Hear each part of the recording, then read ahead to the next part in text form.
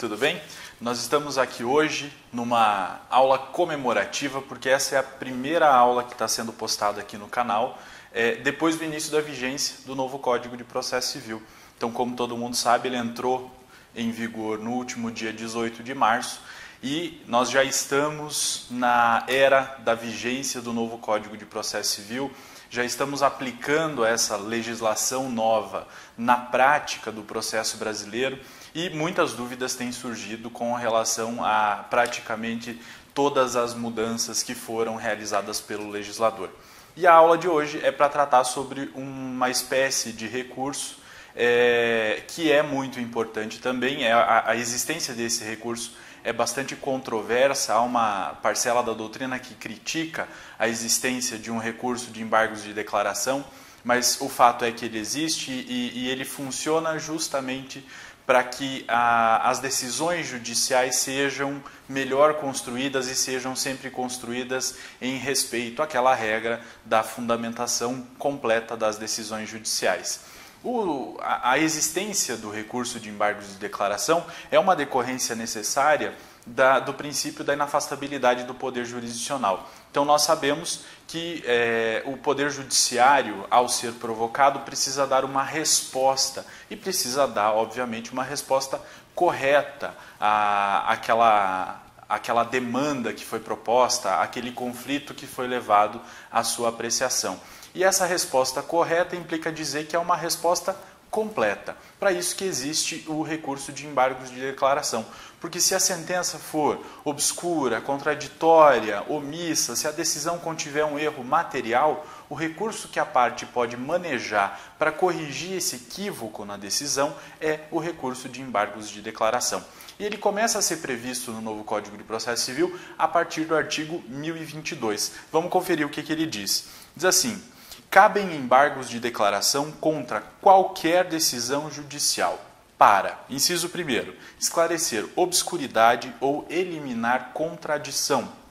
Inciso 2º, suprir omissão de ponto ou questão sobre o qual devia se pronunciar o juiz de ofício ou a requerimento.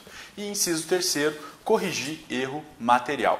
Nós precisamos entender, a primeira coisa que nós precisamos entender é o que consta lá do caput. Ele diz que cabem embargos de declaração contra qualquer decisão. Ou seja, vai caber embargos de declaração contra qualquer manifestação judicial que tenha algum fundo decisório. Ok? E aqui o novo CPC corrige um equívoco que era trazido pelo CPC de 1973. O CPC revogado, ele fazia menção ao cabimento de embargos de declaração com relação a sentenças e acórdãos que contivessem contradição, omissão, obscuridade. Aqui, no novo CPC, ele fala, então, contra qualquer decisão, ou seja, qualquer provimento jurisdicional que tenha conteúdo decisório pode ser objeto de embargos de declaração, se houver, então, o cabimento do enquadramento aí das disposições dos incisos 1º, 2º e 3º do artigo 1022. Há também uma parcela da doutrina que afirma caber embargos de declaração, inclusive de despachos, porque mesmo que ele não tenha conteúdo decisório, se ele não for claro como deve ser, seria possível o cabimento de embargos de declaração. Mas aí já é uma discussão doutrinária e aí eu recomendo que você se aprofunde um pouco mais, ok? Agora nós vamos entender o que é cada uma dessas hipóteses de cabimento, né? Então, o novo CPC fala que cabem embargos de declaração quando se verificar obscuridade na decisão. O que é uma decisão obscura? Para entender isso, nós vamos às lições doutrinárias. E ninguém melhor do que a professora Teresa Vambier para nos dar lições a respeito do recurso de embargos de declaração. E ela diz que é obscura a decisão quando não se compreende exatamente o que foi decidido. E diz mais, a possibilidade de a decisão ser interpretada de maneiras diferentes gera obscuridade. Pode decorrer de defeito na expressão ou na falta de firmeza na convicção do juiz, que se perceba pela leitura do texto da decisão. Tanto faz, diz a professora Teresa Vambier, onde se encontra a obscuridade, se for no relatório, no fundamento ou na parte propriamente decisória, ou ainda na relação entre esses elementos. Então, se não se conseguir compreender exatamente o que o julgador quis dizer na sua decisão, se houver a possibilidade de interpretações diversas daquele texto jurisdicional, vai ser cabível embargos de declaração para sanar aquela obscuridade que se verifica na decisão. E como a professora Teresa Vambier afirma, essa obscuridade pode ser verificada só no relatório, só na parte da fundamentação, só no dispositivo, ou a partir da interpretação integrada desses conteúdos da decisão judicial. Ok? Além disso, nós precisamos compreender o que é a chamada contradição. Quando uma decisão é contraditória, e aí vai ser cabível os embargos de declaração. E aí a doutrina diz que haverá contradição quando se tiver proposições dentro de uma mesma decisão que são inconciliáveis. E também resgatando as lições da professora Teresa Vambier. Ela diz que essa ideia de contradição se confunde com a incoerência interna da decisão, com a coexistência de elementos que são racionalmente inconciliáveis. Então, se pela leitura daquela decisão se verificar que trechos dela são contraditórios, vai ser então cabível o recurso de embargos de declaração para que o juiz corrija aquele problema da decisão e então aquela decisão deixe de ser contraditória. Mas uma coisa precisa ser alertada. Há práticos do direito que confundem essa contradição, que é uma incoerência interna da decisão, com a contradição que há entre os fundamentos dados pelo juiz para resolver aquele problema e os fundamentos utilizados pela parte. É natural que haja, eventualmente, essa contradição entre os fundamentos trazidos pela parte e os fundamentos utilizados pelo juiz. Em que sentido? Se a parte alegar que o direito é seu, vamos imaginar que o autor tenha proposto uma ação alegando ser detentor de um determinado direito. Se na sua decisão o juiz não concordar com essa afirmação e trouxer fundamentos contrários àqueles fundamentos trazidos pela parte autora, é evidente que houve uma contradição entre os fundamentos utilizados pelo autor e os fundamentos utilizados pelo juiz. Mas aí não vai caber o recurso de embargos de declaração, porque a contradição de que trata o artigo 1022 é uma contradição interna, uma contradição que você encontra dentro da própria decisão. Ok? Então, é uma contradição entre os fundamentos daquela decisão. Repito, entre os fundamentos da decisão, não entre os fundamentos da decisão e os fundamentos utilizados pela parte. Ou mesmo uma contradição entre o que o juiz disciplinou no dispositivo da sua decisão e o fundamento que ele tenha utilizado para justificar a sua decisão. Ok? Então, isso que é contradição para que seja cabível o recurso de embargos de declaração. Mais adiante, nós precisamos compreender o que é omissão no julgado.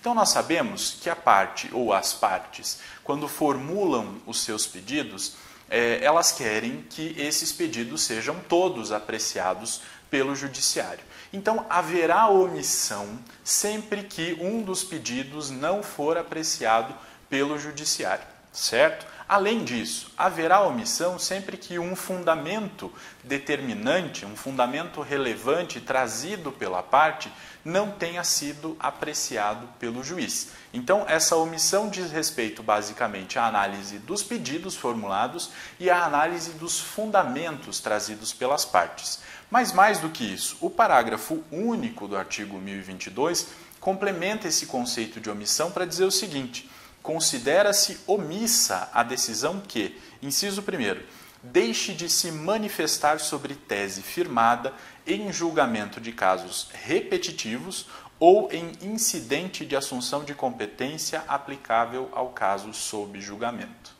O que ele quer dizer com isso? Ele quer dar às decisões judiciais, à jurisprudência de forma geral e aos precedentes, a força que eles devem ter para que seja promovida de fato a segurança jurídica. Então, se o juiz deixa de se manifestar sobre uma tese firmada no julgamento dos casos repetitivos ou num incidente de assunção de competência que poderia ou seria aplicável àquele caso, se o juiz deixa de se manifestar, a sua decisão será omissa.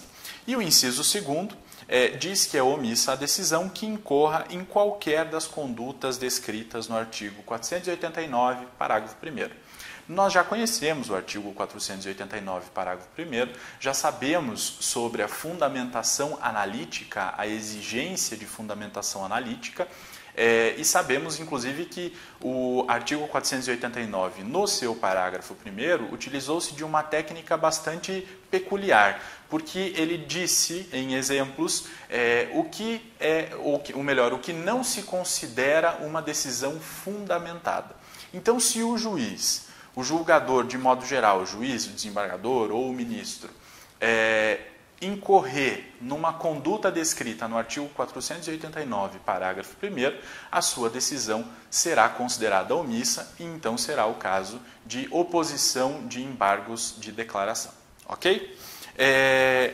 Além disso, é cabível embargo de declaração quando se verificar um erro material. Agora, nós precisamos saber o que é um erro material. A doutrina também explica o que é erro material e, mais uma vez, nós vamos trazer as lições da professora Teresa Vamber. E ela diz que o erro material é um erro, primeiro, que é perceptível por qualquer homem médio, e segundo, é um erro que não tenha, evidentemente, correspondido à intenção do juiz. E ela complementa dizendo assim: vê-se, pois, que o erro material é necessariamente manifesto, no sentido de evidente, bem visível, facilmente verificável, perceptível. Vamos imaginar, numa determinada decisão, o juiz está construindo o seu raciocínio e está se referindo ao réu. E, num determinado momento, ele se confunde, em vez de se referir ao réu, refere-se ao autor, por engano. O que se vê ali, pela interpretação do que está sendo decidido, é que aconteceu um mero erro material, um erro de digitação. Em vez de se digitar réu, o juiz acabou digitando autor. Isso não vai interferir, não vai mudar o sentido da sua decisão.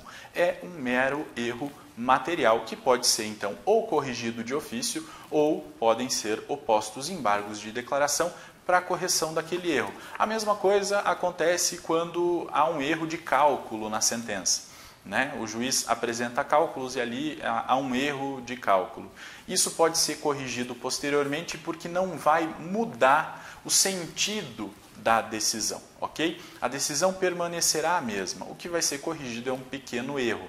E é importante essa lição da professora Teresa Vamber ao dizer que um erro, ele é um erro material, nesse caso, para o cabimento de embargos de declaração, ele é necessariamente manifesto. É aquele tipo de erro que você olha e imediatamente você percebe que é um erro material, certo? Por quê? Porque justamente ele não vai mudar, é um erro simples, né, básico, e ele não vai mudar o sentido da decisão. E aí, nesse caso, são cabíveis os embargos de declaração, ok?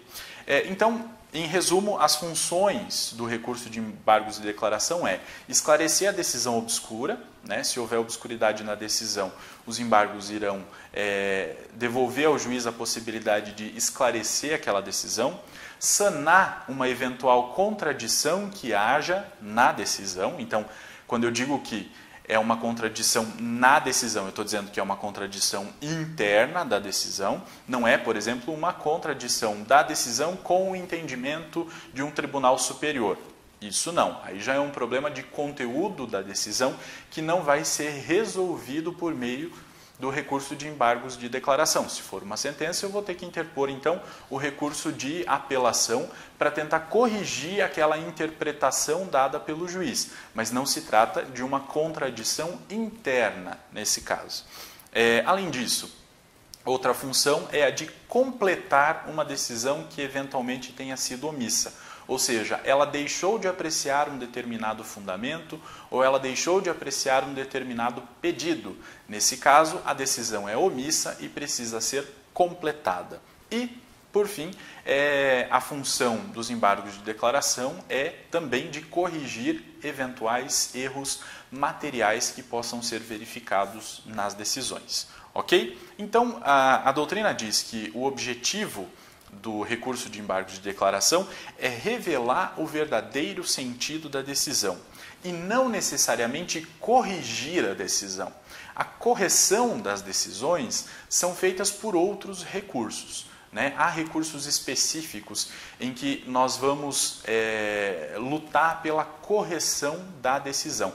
No caso dos embargos de declaração, o que nós queremos é desvendar o verdadeiro sentido da decisão, aí esclarecendo a decisão, se ela for obscura, sanando a contradição, se ela existir, completando uma decisão omissa ou corrigindo um eventual erro material. Certo? Analisando essas questões, nós podemos perceber que, por vezes, acontecerá um efeito modificativo nos embargos de declaração, ou o chamado efeito infringente. E é evidente que haverá um efeito infringente, por exemplo, se nos embargos de declaração a parte alegar que o juiz foi omisso na análise de um determinado pedido. Se o juiz for omisso na análise de um determinado pedido, ao ser provocado pelos embargos de declaração, verificar que houve a omissão, é evidente que ele irá modificar a sua decisão. Um exemplo, vamos imaginar que o réu, na sua contestação, tenha alegado prescrição do direito do autor. Alegou a prescrição e o juiz, na sentença, esqueceu-se de analisar o pedido relativo à prescrição. Esqueceu, o réu então opôs o recurso de embargos de declaração após a sentença. Quando o juiz recebe o recurso de embargo de declaração, ele verifica que de fato ele esqueceu-se de analisar o pedido de decretação da prescrição formulado pelo réu na sua defesa. E ao analisar o pedido de prescrição, ele verifica que o réu tenha razão.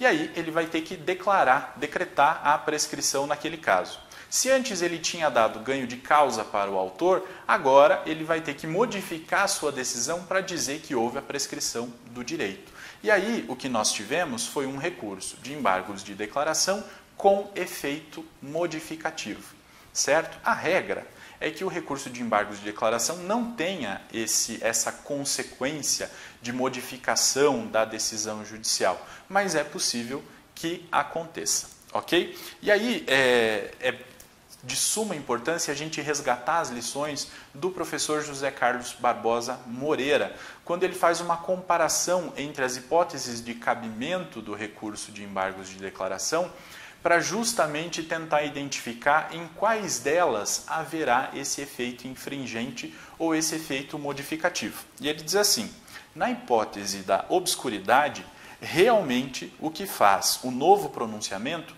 é só esclarecer o teor do primeiro, dando-lhe a interpretação autêntica. Então, na hipótese da obscuridade, não haverá o efeito infringente, o efeito modificativo, porque o que se quer quando se alega a obscuridade é que o juiz esclareça o sentido que ele considera correto para a interpretação da sua decisão. E prossegue o professor Barbosa Moreira. Havendo contradição, ao adaptar ou eliminar alguma das proposições constantes da parte decisória, já a nova decisão altera, em certo aspecto, a anterior. Então, aqui nós temos a possibilidade de, quando se invocar contradição, nós temos a possibilidade de que haja um efeito infringente ou efeito modificativo da decisão judicial. E esse efeito é decorrente dos embargos de declaração. E prossegue o professor Barbosa Moreira para dizer que, e quando se trata de suprir a omissão, não pode sofrer dúvida que a decisão que acolheu os embargos inova abertamente. É claro, claríssimo, que ela diz aí mais que a outra. Então, com isso ele quer dizer que nesse caso, como no exemplo que eu dei, o juiz, ao suprir uma omissão que se constata na sua decisão judicial, evidentemente vai acabar modificando aquela decisão judicial e aí vai se perceber que há o efeito infringente nos embargos de declaração. Certo? Indo adiante, o artigo 1023 estabelece o prazo de 5 dias para o recurso de embargos de declaração. Via de regra, como nós sabemos, o novo CPC acabou unificando os prazos, com exceção do recurso de embargos de declaração, né? Então, para os embargos de declaração, o prazo não é de 15 dias, como é para apelação e como é para o agravo de instrumento, por exemplo. O prazo é de 5 dias, ok? Procedimento. Está lá no artigo 1023 também, né? Tem que ser uma petição escrita, devidamente fundamentada, em que a parte vai apresentar a obscuridade, a contradição, a omissão ou a existência do erro material. Essa petição escrita e fundamentada é dirigida ao magistrado ou ao desembargador ou ao ministro que proferiu a decisão que é omissa, que é contraditória, enfim, a decisão contra a qual foi oposto o recurso de embargos de declaração, ok? E no caso dos embargos de declaração, não há necessidade de preparo recursal, ou seja, não há custas previstas para o recurso de embargos de declaração. E o parágrafo 2º do artigo 1023 traz uma disposição interessantíssima a respeito do contraditório nos embargos de declaração, justamente quando se tem a possibilidade de esses embargos terem efeito modificativo ou efeitos infringentes. E ele diz que o embargado, a parte contrária àquela que embargou, será intimado para, querendo, manifestar-se no prazo de 5 dias sobre os embargos opostos, caso o seu eventual acolhimento implique a modificação da decisão embargada. Então, qual é a função do julgador ao receber o recurso de embargos de declaração? Ele vai ter que analisar o que foi pedido naquele recurso e, se verificar que há a possibilidade de efeito modificativo da decisão, ele deve, então, abrir o prazo de 5 dias para a parte contrária, para que ela se manifeste sobre essa possibilidade de modificação. Por quê? Princípio do contraditório. Se há a possibilidade de aquela decisão ser modificada, ou seja, aquela decisão que vai afetar as partes, uma delas opôs embargos de declaração. Se houver a possibilidade de ela ser modificada, a outra parte precisa ser ouvida antes, para que manifeste o seu direito ao contraditório e possa, então, contribuir para influenciar o julgador na hora da reapreciação daquele caso, da apreciação do recurso de embargos de declaração, ok? Então, é fundamental que isso seja respeitado. Não havia no CPC de 73 uma disposição semelhante a essa, mas muitos juízes e tribunais já vinham aplicando isso na prática como uma decorrência lógica do princípio do contraditório, o que está evidentemente correto, né? Porque se há a possibilidade de os embargos terem efeito modificativo, e antes nós precisamos ouvir a parte que vai ser também afetada por aquela modificação, tá? Então, intima-se a parte contrária, a parte embargada, para que ela se manifeste no prazo de 5 dias e então vai para a apreciação do julgador aquele recurso de embargos de declaração, ok?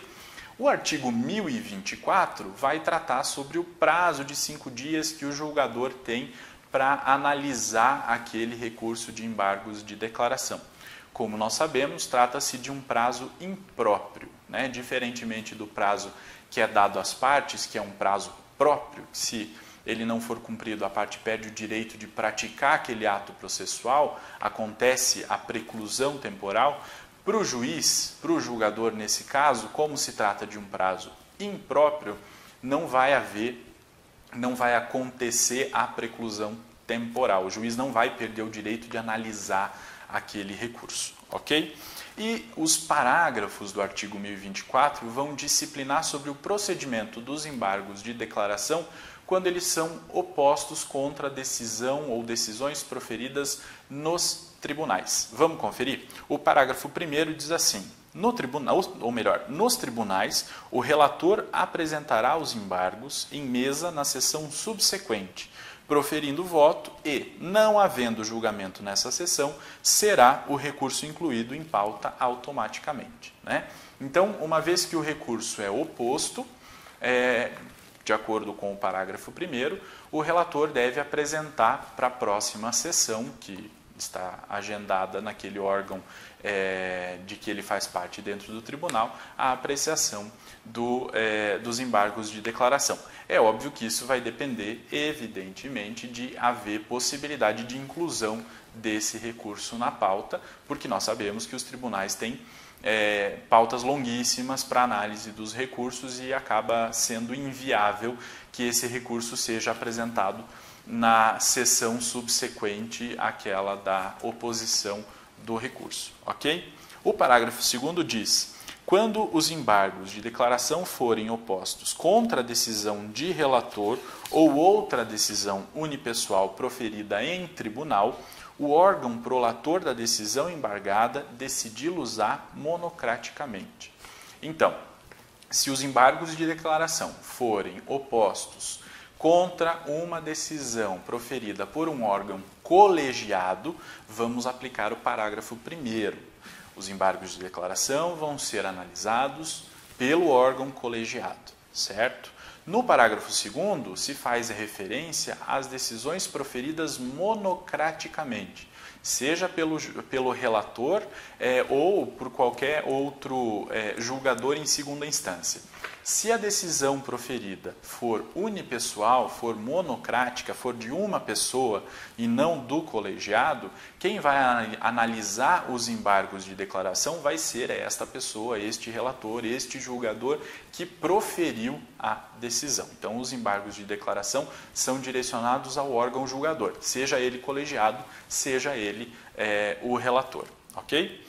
O parágrafo 3º diz: o órgão julgador conhecerá dos embargos de declaração como agravo interno, se entender ser este o recurso cabível, desde que determine previamente a intimação do recorrente para, no prazo de 5 dias, complementar as razões recursais, de modo a ajustá-las às exigências do artigo 1021, parágrafo 1º. Nós já sabemos sobre o recurso de agravo interno, já sabemos quais são as suas hipóteses de cabimento, ou o chamado agravo regimental, né, que é aquele agravo que é previsto mais especificadamente nos regimentos de cada um dos tribunais brasileiros. É possível que a parte oponha o recurso de embargos de declaração e o órgão julgador, ao receber aquele recurso, entenda que não é o caso de embargos de declaração, e sim que é o caso de agravo interno ou agravo regimental. Nesse caso, para aproveitamento do ato processual, o que deverá fazer o órgão julgador? Vai lá no parágrafo 3º do artigo 1024 e verifica que é possível converter o recurso de agravo, o recurso de embargos de declaração em recurso de agravo interno. Mas, se for o caso, vai ter que abrir o prazo de 5 dias para que a parte possa complementar suas razões recursais e adequar, transformar aquele embargo de declaração em um agravo interno e possibilitar que aquele recurso, então, possa tramitar da forma regular. Ok? O parágrafo 4º diz assim: caso o acolhimento dos embargos de declaração implique modificação da decisão embargada, o embargado que já tiver interposto outro recurso contra a decisão originária tem o direito de complementar ou alterar suas razões, nos exatos limites da modificação, no prazo de 15 dias contado da intimação da decisão dos embargos de declaração. Vamos imaginar a seguinte hipótese: foi proferido um acórdão no julgamento de um recurso de apelação. Uma das partes imediatamente interpôs recurso especial para o STJ. Outra parte opôs embargos de declaração. Ao analisar os embargos de declaração, o Tribunal de Justiça, ou Tribunal Regional Federal, modificou a decisão. Então, os embargos de declaração tiveram efeito modificativo. Ao ter efeito modificativo nos embargos de declaração, verificando-se que a outra parte já interpôs outro recurso, que é o recurso especial, deve o tribunal abrir prazo para aquela parte que já interpôs o recurso especial, para que ela possa analisar a decisão que modificou, né, a decisão que acolheu os embargos de declaração, para verificar se ele quer complementar o seu recurso especial, quer modificar também o seu recurso especial, ou mesmo quer desistir do seu recurso especial em razão da modificação implementada a partir dos embargos de declaração. Ok? É isso que está disciplinando o parágrafo 4º e isso tem tudo a ver também com o princípio do contraditório. Ok? O parágrafo 5º diz assim: se os embargos de declaração forem rejeitados ou não alterarem a conclusão do julgamento anterior, o recurso interposto pela outra parte antes da publicação do julgamento dos embargos de declaração será processado e julgado independentemente de ratificação. Óbvio, né? Se os embargos de declaração forem rejeitados ou se eles forem aceitos, mas a decisão que julgar os embargos não modificar a decisão que julgou a apelação, não vai haver necessidade para que a parte que interpôs o recurso especial, por exemplo, seja ouvida para saber se ela quer ratificar ou não o seu recurso especial. Ok? Indo adiante, nós precisamos verificar o que disciplina o artigo 1025 do novo Código de Processo Civil. Ele diz assim: consideram-se incluídos no acórdão os elementos que o embargante suscitou para fins de pré-questionamento, ainda que os embargos de declaração sejam inadmitidos ou rejeitados, caso o Tribunal Superior considere existentes erro, omissão, contradição ou obscuridade. Ele está falando do que a doutrina resolveu chamar de pré-questionamento ficto. E aqui, esse artigo 1025 resolve um problema que se verificava na prática do processo civil a partir de dois entendimentos que eram dissonantes no Poder Judiciário brasileiro. O STJ tinha um determinado posicionamento que foi sumulado no enunciado número 211 da súmula de jurisprudência do STJ, né? E o STF tinha um outro posicionamento contrário ao posicionamento do STJ. Certo? Então, aí havia uma dúvida muito sincera com relação a qual orientação seguir. Se se seguia a orientação do STF ou se se seguia a orientação do STJ. E o legislador, ao escrever o texto do artigo 1025, acabou encampando a orientação que era seguida pelo STF, pelo Supremo Tribunal Federal. Para dizer o seguinte, em linhas muito básicas: para fins de pré-questionamento, pré-questionar uma determinada matéria na segunda instância, para que ela possa ser objeto de apreciação na terceira instância, basta que a parte oponha os embargos de declaração. Não há necessidade de que o tribunal local, o Tribunal de Justiça ou o Tribunal Regional Federal, acolha os embargos de declaração. Vou dar um exemplo. Vamos imaginar que num determinado julgamento de um recurso de apelação, o Tribunal de Justiça não tenha analisado um dos fundamentos levantados pela parte no seu recurso de apelação. Então ele silenciou, a sua decisão foi omissa. A parte, então, opõe o recurso de embargos de declaração e, nesse recurso de embargos de declaração, denuncia a omissão. Diz: olha, o tribunal não se manifestou sobre esse ponto. O tribunal, o relator ou o órgão colegiado, ao analisar esse recurso de embargos de declaração, diz que a decisão não é omissa. Reforça o entendimento anterior e rejeita os embargos de declaração para dizer que eles não eram cabíveis, por exemplo, naquele caso, porque não havia omissão na decisão contra a qual os embargos foram opostos. Aí nós tínhamos um problema, se fosse antes da vigência do novo CPC. Por quê? Porque se tivesse que interpor o recurso especial, ao chegar no STJ, o STJ ia dizer que não houve o pré-questionamento, porque o tribunal não havia enfrentado aquela questão, mesmo a parte tendo oposto os embargos de declaração. Se fosse um recurso extraordinário para o STF ia dizer que sim, que houve pré-questionamento, porque a parte, muito embora o Tribunal de Justiça não tenha apreciado a questão, a parte opôs os embargos de declaração e cobrou do Tribunal de Justiça uma manifestação sobre aquele ponto. E me parece particularmente que essa posição do STF é a posição mais razoável, né?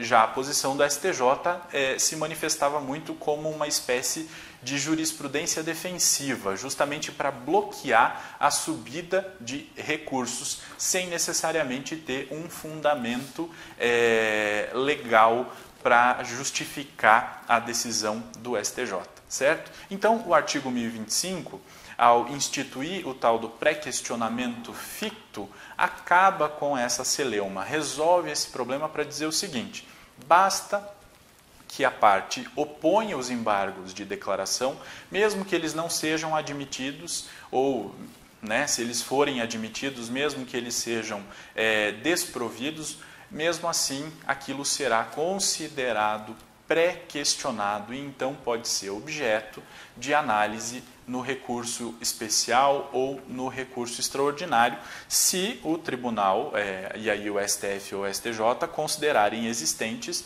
o erro, a omissão, a contradição ou a obscuridade. Ok? Prosseguindo, nós precisamos entender o que disciplina o artigo 1026, que vai falar sobre os efeitos ou sobre o efeito suspensivo nos embargos de declaração. Ele diz assim: os embargos de declaração não possuem efeito suspensivo e interrompem o prazo para interposição de recurso. Quando ele estabelece isso, a regra geral que nós tiramos disso aí é a de que os embargos de declaração não possuem efeito suspensivo. Só terão efeito suspensivo em caráter excepcional, que nós já vamos verificar aqui quando isso vai ocorrer. Mais do que isso, quando ele fala em interromper o prazo para interposição de recurso, ele diz que, se for cabível o recurso de embargos de declaração, por exemplo, contra uma determinada sentença prolatada pelo juízo de primeira instância, pode caber embargos de declaração e o recurso de apelação. Só que se for interposto o recurso de embargos de declaração para sanar uma eventual contradição na decisão, por exemplo, interpôs-se o recurso de embargos de declaração, interrompeu-se o prazo para o recurso de apelação. O que quer dizer? Enquanto não for julgado aquele recurso de embargos de declaração, não volta, não corre o prazo para o recurso de apelação. Então, opôs o recurso de embargos de declaração, o juiz vai analisar. Analisou, julgou o recurso de embargos de declaração, publica a decisão, intima as partes. A partir daí, volta a contar do zero o prazo para interposição do recurso de apelação. É isso que ele quer dizer quando ele trata da interrupção do prazo para outros recursos que possam ser interpostos contra aquela decisão que foi objeto do recurso de embargos de declaração. Certo? Inclusive a doutrina tem alertado que esse artigo 1026 implica numa mudança da Lei 9.099 de 95, porque a Lei 9.099 de 95, que prevê o procedimento dos juizados especiais, dispõe que o prazo, que a interposição do recurso de embargos de declaração suspende o prazo de outros recursos. Aí a doutrina tem entendido que o artigo 1026 revoga esse dispositivo da Lei 9.099 de 95 para dizer que agora também nos juizados especiais a interposição, a oposição de embargos de declaração interrompe o prazo para a interposição de outros recursos.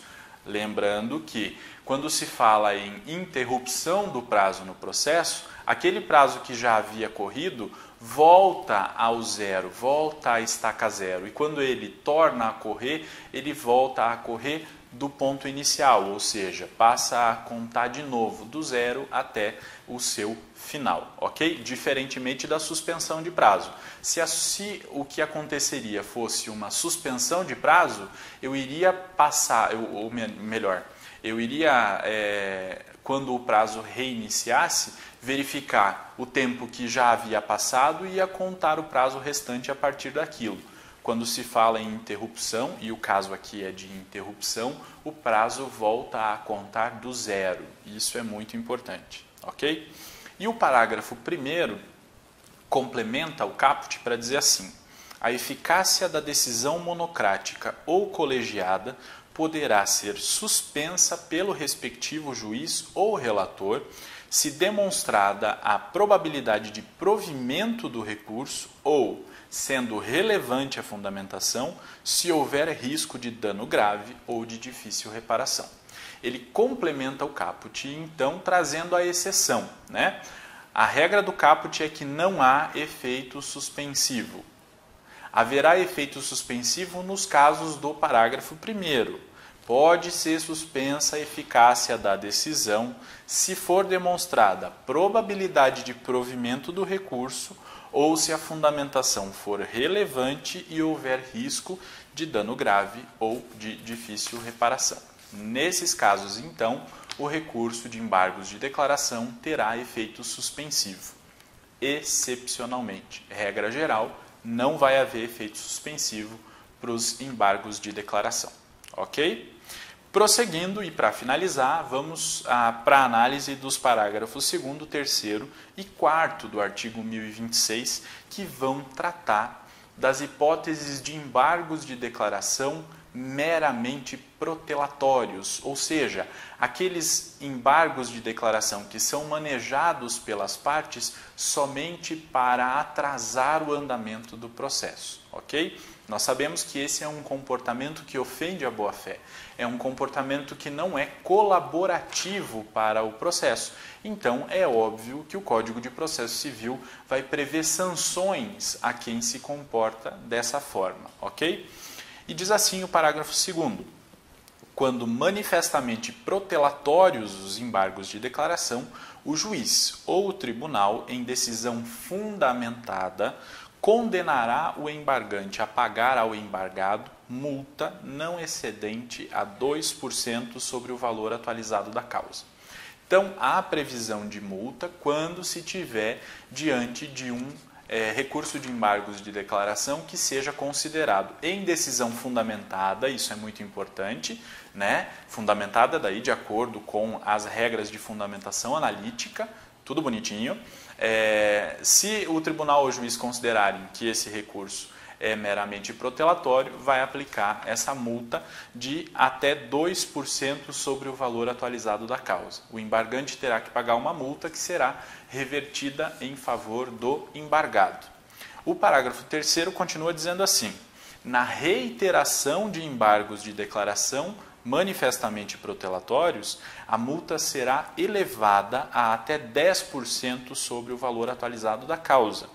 E a interposição de qualquer recurso ficará condicionada ao depósito prévio do valor da multa, à exceção da Fazenda Pública e do beneficiário de gratuidade da Justiça, que a recolherão ao final. Então, se foi considerado que um determinado recurso de embargos de declaração é protelatório, e a parte foi lá e opôs mais um recurso de embargos de declaração, e esse também foi considerado manifestamente protelatório, o que aconteceu foi uma reiteração, né, desse comportamento que não é colaborativo, desse comportamento que ofende a boa-fé. E aí nós vamos aplicar o que está previsto no parágrafo 3º. O juiz pode aumentar a multa, que foi já fixada lá segundo o parágrafo 2º, né, no primeiro recurso manifestamente protelatório, aumenta a multa, que pode chegar até 10% sobre o valor atualizado da causa, e a parte, então, se quiser interpor algum outro recurso, antes de interpor esse outro recurso, terá que recolher essa multa. Ficam dispensados, num primeiro momento, de recolher a multa à Fazenda Pública, né, se a multa for aplicada à Fazenda Pública, ou ao beneficiário da Justiça Gratuita.